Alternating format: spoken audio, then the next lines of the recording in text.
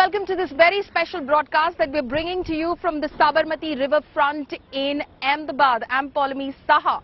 From old faces to new faces, from veteran star mascots to young game changers, Gujarat elections, both past and present, have always grabbed headlines. It's no different this time because the contest is as stiff, with the Bharatiya Janata Party claiming to ride on a pro-incumbency wave, while known opponents, the Congress and new entrants, the Aam Aadmi Party and the AIMIM, try to spoil the party. To begin with, let's focus on the chief ministerial faces of the ABC.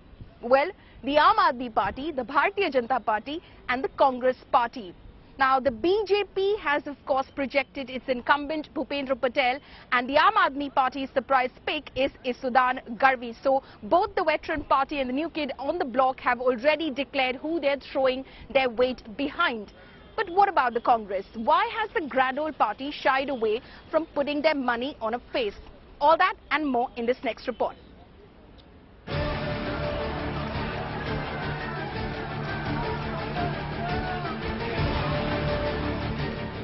A reticent incumbent, a popular TV news anchor turned Neta, and a vacuum that hasn't been filled. Meet the chief ministerial faces of the Bharatiya Janata Party, the Aam Aadmi Party, and well, the lack of one in the Congress Party. First up, the first-time MLA turned state chief minister, who is now hoping to set a new record for the BJP.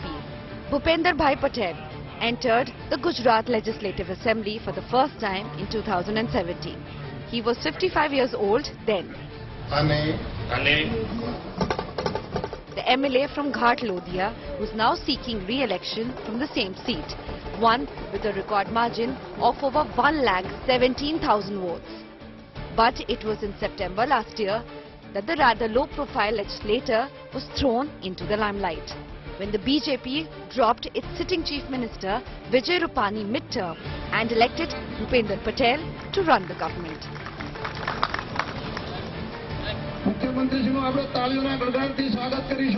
Since then, Bhupendra Patel has rarely interacted with the media and stayed out of the spotlight as much as he can.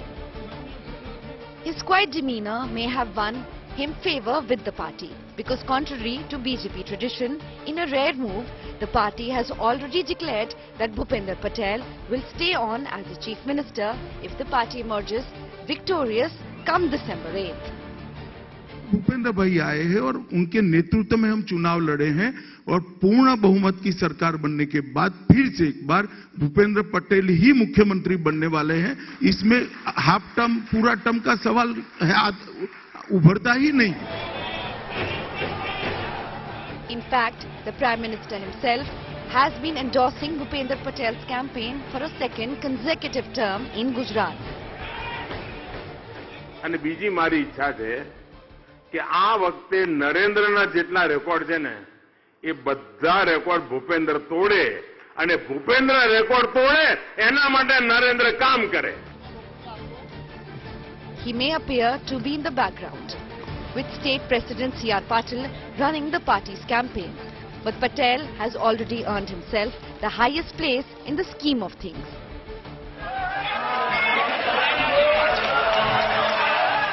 Now meet the Aam Aadmi Party's trump card in these hotly contested polls. 40-year-old Isudan Garvi has no my-baap in politics. A relative newbie who joined Aam Aadmi Party in 2021 is now the party's face in the Gujarat elections, turning it into a triangular contest. माता जी की आराधना करना, daily की पूजा पूजन करना, मैं माता जी की प्रार्थना किए बिना खाना नहीं खाता हूँ. तो हमारे सब में आज देखो, हमारे पास कुछ है नहीं, शक्ति की कृपा के बिना कुछ नहीं है. ना तो मेरा कोई गॉडफादर है, ना हमें किसी गॉडफादर की जरूरत है. नमस्कार दर्शक मित्रों, एनालिसिस विद ईसुदान गढ़वी में आपको स्वागत है. Before entering politics, Garvi was a journalist, in fact a very popular Gujarati news anchor, with a show that had a massive following, raising the common man's issues. In November, Aam Aadmi Party conducted a survey among the people of Gujarat, asking them to call in and name who did they like to see as their chief minister face. The people, the party said, chose Isudan. जनता ने खूब जम के voting की है। हमारे पास लगभग 16,48,500 के करीब रिस्पॉन्स आए, सारे मिला के सब तरीके से, और उनमें 73% लोगों ने ईशुदान गढ़वी जी का नाम।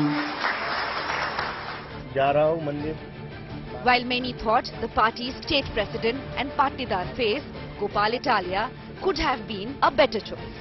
The party, it appears, chose to avoid any controversy after Italia's old videos abusing Prime Minister Modi had surfaced online.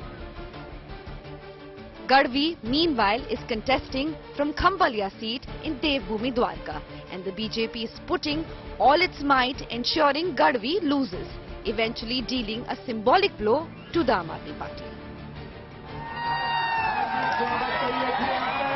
Next up, well, the Congress. The primary challenger, as the BJP sees it, has no chief minister face in these elections. For a party that threw up a surprise performance in 2017, restricting the BJP to only 99 seats, in 2022, the grand old party is looking visionless. 20 of its legislators have jumped ship in the BJP since 2017. Amid talk of internal strife between state party chief Jagdish Thakur and firebrand Vadgam MLA Jignesh Mevani, the Congress has chosen to go into these crucial elections paceless. The party may be missing its master strategist Ahmed Patel. Its lackluster campaign, with only a flash-in-the-pan performance by one of its star faces, Rahul Gandhi, the Congress may have floundered an opportunity to turn the tide of 27 years of relative anti-incumbency against the BJP in its favor. With Paulami Saha, Bureau Report, India Today. Speaking of faces, if there's one face that has dominated Gujarat politics and subsequently Indian politics over the last 2 decades, it is that of Narendra Damodar Das Modi. In 2001, Modi replaced Keshubhai Patel as the Chief Minister of the state amid allegations of misgovernance against the late veteran politician. It paved the way for one of the most historic chapters in Indian politics that has seen its share of massive popularity and equal criticism.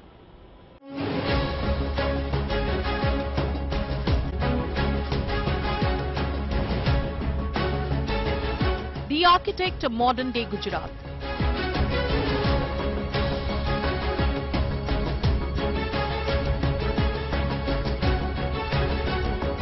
The man behind vibrant Gujarat.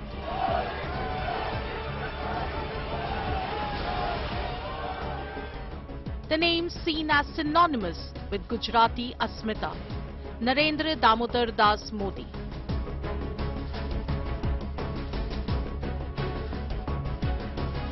The young Pracharak of RSS was first seen during the rehabilitation and development work following the 1979 Morbi Machu Dam tragedy. It was in 1985 that Narendra Modi became part of the BJP. He held several positions within the BJP until party senior LK Advani gave him his big break during the 1990 Rath Yatra.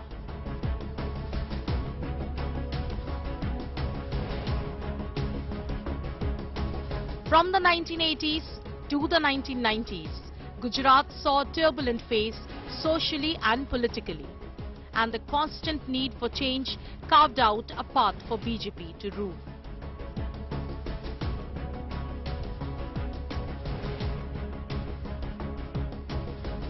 Chief Minister Keshubhai Patel's failing health and broken public image after the 2001 Bhuj earthquake paved way for Modi to be chosen to lead the state for the first time. Until then, Modi had never contested any election.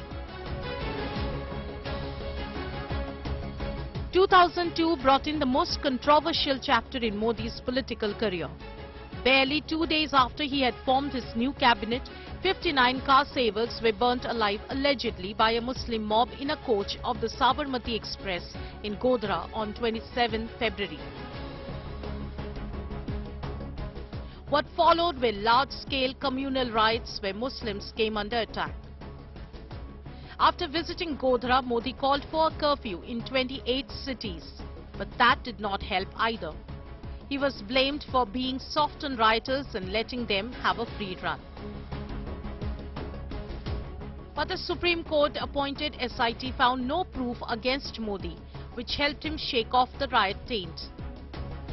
There were growing tensions between Advani and Vajpayee over Modi after the incident.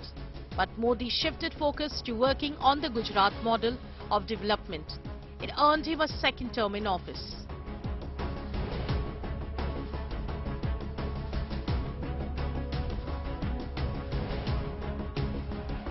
Post-2002, Modi's growing popularity in Gujarat helped him cement BJP's place in the state.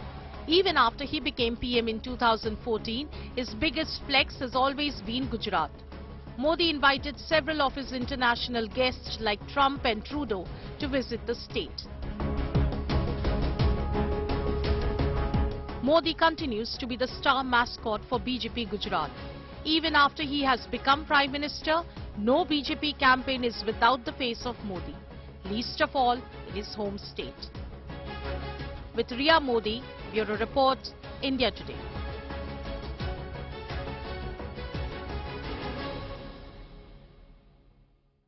Joining us now is India Today's consulting editor Rajdeep Sardesai, who has in fact covered many elections in Gujarat past and present. Rajdeep bhai, kem cho? બિલકુલ મજામાં છું. હમણાં નાસ્તો કરીને આવ્યો છું. I've had breakfast, so I'm feeling even better. Okay, you're very, very lucky. I'm yet to have my breakfast for the day. હું તાર રાજકોટ થી અમદાવાદ કાલે જ આવી. Where have you travelled, Rajdeep? Where have you been to so far? And what have you noticed? Is there any sort of an X factor in this election that you've noticed, a standout factor, Rajdeep? Good question, Paulomi. I spent last week, I was in and around Rajkot in Saurashtra. Now I'm in Ahmedabad and in travelling through central Gujarat. We are on our way to Hardik Patel's constituency in Viramgam. But X factor, one of the interesting aspects is the emergence of Aam Aadmi Party trying to become a third factor in Gujarat politics, something that Gujarat never really has had. This is a classic bipolar state. BJP gets around 48 to 51% votes, Congress 38 to 41. So the emergence of a potential third force makes it a little interesting.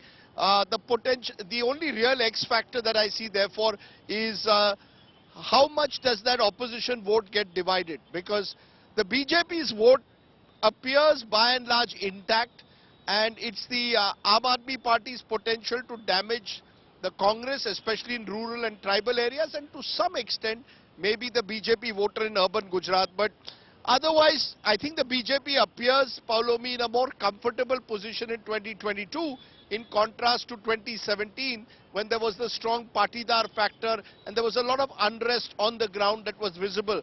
This time, while there may be anti-incumbency in some areas, I don't see the same level of anger, nor do I see it crystallizing around one party, and that division in the opposition vote gives the BJP a huge advantage. Okay, so that gives the BJP a very huge advantage. Of course, Arvind Kejriwal, Rajdeep, says, I'll give it to you in writing, the AAP is forming government in Gujarat. Now, would you say that that is a bombastic claim, and where is that coming from? You know, I don't know where Arvind Kejriwal is getting his, on what basis he makes those claims. Look, he's fought the good fight. Let's give him credit. He's fought a very strong battle, tried to build up the party bottom up at the booth level. But, you know, BJP ko Gujarat mein harana mushkil hi nahi, almost namumkin hai. I keep saying that because the BJP is so entrenched. The machine is micromanaging virtually every constituency and actually doing what my colleague Gopi Maniyar told me a little while ago, man-to-man marking, which means that wherever there's a strong AAP or a strong Congress candidate, the BJP puts extra effort. So I don't know where Mr. Kejriwal gets his confidence from. I think he's punching above his weight at the moment here in Gujarat and really looking to use this election to build towards 27 Gujarat and 29 nationally. So while the AAP is making a lot of noise on the ground, I don't see that kind of momentum that could actually enable them to win seats. They will increase their vote share undoubtedly, but and I think therefore vote share will be more significant, will be as significant as seats for a party like AAP. If they can get double-digit vote share, it gives them a platform. But I don't see them winning Gujarat, Paulomi, far from it. Far from it. Okay, and one final question before I let you go, Rajdeep, on the Congress's campaign. Do you find it lackluster, as I found it when I've travelled across Gujarat? Are they missing Ahmed Bhai in action here in Gujarat? That's a good question, Paulomi, because, you know, the sense I get from Congress leaders, they are saying what you're calling lackluster is actually our silent campaign. We are focusing on door-to-door campaign. Interestingly, Congress leaders are saying we don't even want Rahul Gandhi here, because the moment Rahul Gandhi comes, it will become Rahul versus Modi. That's not our campaign. Our campaign is to go door-to-door, keep it low profile, not get into any battle with the BJP. I think the Congress is running a campaign based more on individual leaders than the party. So wherever there's a strong individual candidate, the Congress has more than half a chance. But where the party machine is required, the Congress is struggling. And you know, that's the big change that I've seen over the years in Gujarat. This was a party which, even in the early 90s, was a very powerful party here in Gujarat. That machine has completely, in a way, disintegrated. And therefore, it's a struggle for the Congress. But they say they're doing door-to-door campaigning. It may work in some areas. But the big picture clearly is that the BJP is looking, dominant, as dominant as I've seen them in a very long time. Okay, they're looking as dominant as you've seen them in a very long time. Rajdeep, thank you so much for joining us and giving us your time. Rajdeep Sardesai, of course, who's covered several elections in Gujarat Assembly and Lok Sabha, giving us a little bit of his perspective as far as the 2022 battle goes. 2017 was the election that the young netas of Gujarat called. Their active campaigns against the BJP government set the tone for one of the fiercest contests Gujarat has witnessed in recent years. In 2022, things have changed. The young rebels of 2017 are now speaking in softer tones and are busy securing their own individual political futures.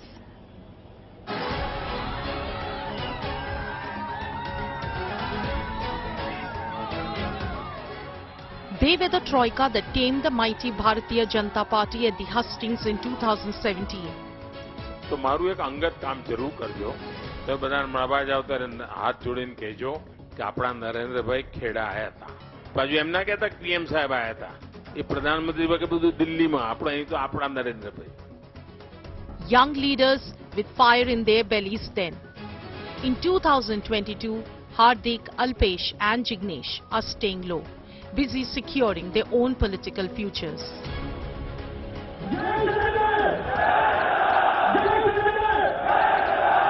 A 22-year-old from Viramgam near Ahmedabad, Hardik Patel rose to prominence in 2015.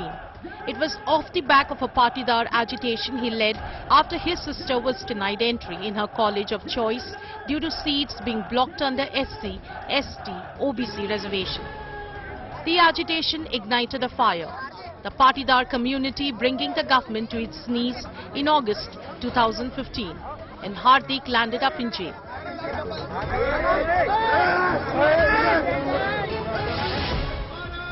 Cut to 2022. The now 29-year-old is the BJP's candidate from Viramgam.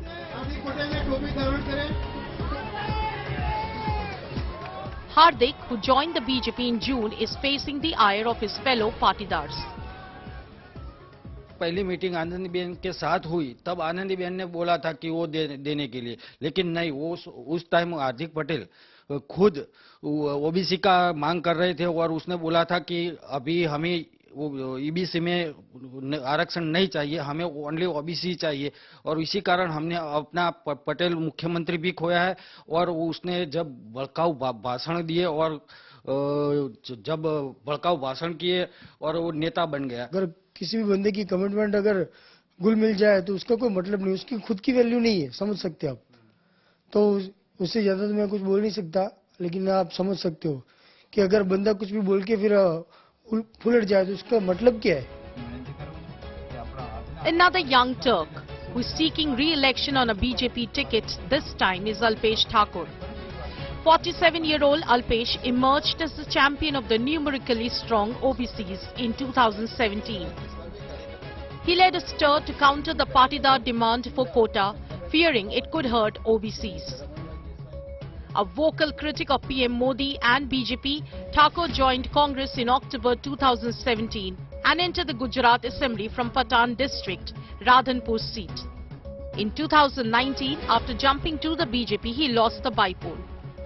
Now the BJP has changed Thakur's seat to Gandhinagar South, fearing backlash from own party workers. मैंने तो राधनपुर से मांगा था, पर मेरे नेतृत्व ने मुझे इधर दिया है. अच्छी बात है और मुझे तो जहां पे भी मौका मिलता है, जहां पे भी मौका मिला है, स्वीकार किया है मैंने और अच्छी तरीके से काम. And finally, Jignesh Mevani. The 41-year-old firebrand Neta is seen as the voice of the Dalit community. A former lawyer, activist, he led several protests and demonstrations following a horrific incident of Dalit atrocities from Gir Somnath district that grabbed headlines in 2016.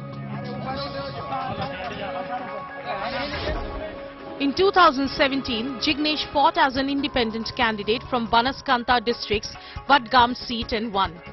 Last year, he joined the Congress party and is now contesting from Vadgam again. While fending off intra-party politics, Jignesh is also battling BJP's might and machinery.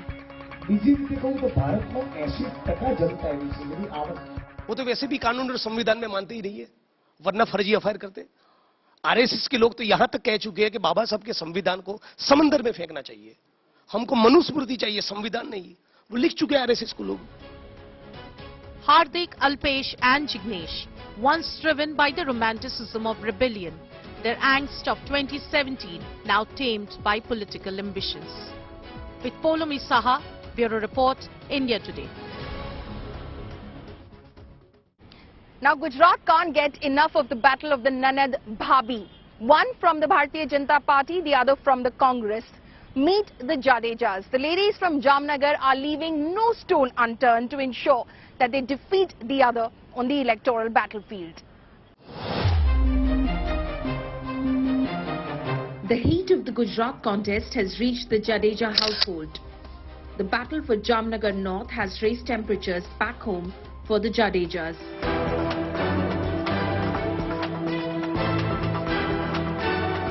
With the Election Commission announcing the dates for the electrifying Gujarat polls, it was war.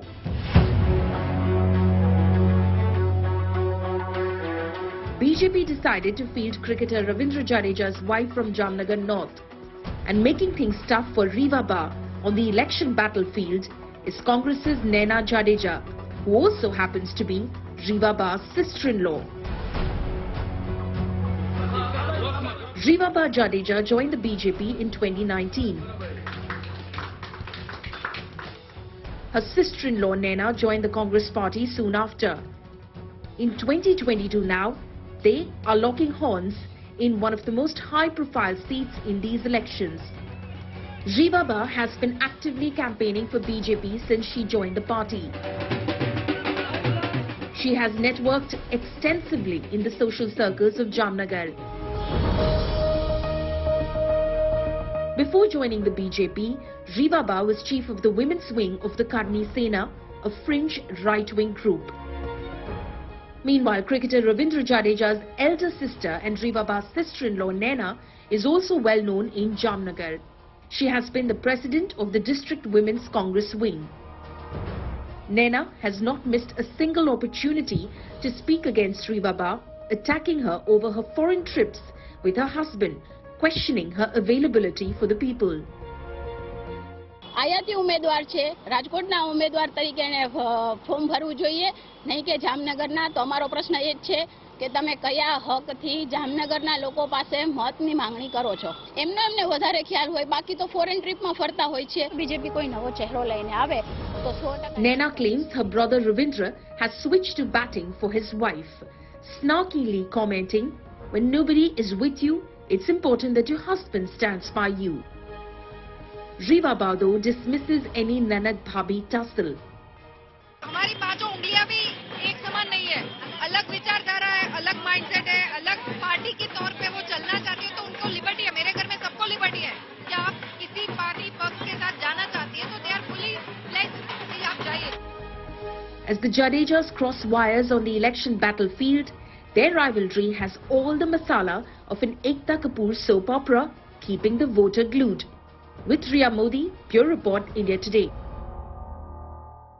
Now, the BJP has ruled over Gujarat for the last 27 years at a stretch. But even in this almost 3-decade-long dominance in the state of Gujarat, the BJP has not been able to win 8 specific assembly constituencies. Which are these constituencies? There is Borsad in Anand district, there is Jhagadia in Bharuch, there is Vyara in Tapi, there is Bhiloda in Aravali. Only once in 1995 the BJP was able to win in this constituency, not after that. There is Mahuda in Akheda, there is Anclave again in Anand district, there is Dani Limbda in Ahmedabad city itself, and then there is Garbada in Dahod district. Speaking of Borsad, it has always voted for the Congress party after the 1962 polls. As far as Jhagadia is concerned, it voted for the Congress till 1985, 6 times subsequently after that for the Janata Dal, and then for the Bharatiya Tribal Party. And then Vyara in Tapi has always voted for Congress nominees or party rebels. ST seats, Jhagadia, Vyara, Bhiloda in Aravali, which is voted only once for the Bharatiya Janata Party in 1995, and Garbada, Dahod district. So these are basically some of the seats which have in fact got a massive tribal population. They're reserved for STs. Tribal population comprise about 15% of the population here in Gujarat. So the dominance of the tribals possibly has been a headache for the Bharatiya Janata Party. They traditionally vote for the Congress party. So these are the constituencies that the BJP has not been able to win. It remains to be seen if they will be able to break that chain in 2022. That's all we have for you in this very special broadcast on Gujarat's X Factor. Stay tuned to India Today, because the best team of political reporters are traversing across the length and breadth of Gujarat to bring you all the highlights from Assembly elections 2022. Thank you so much for watching.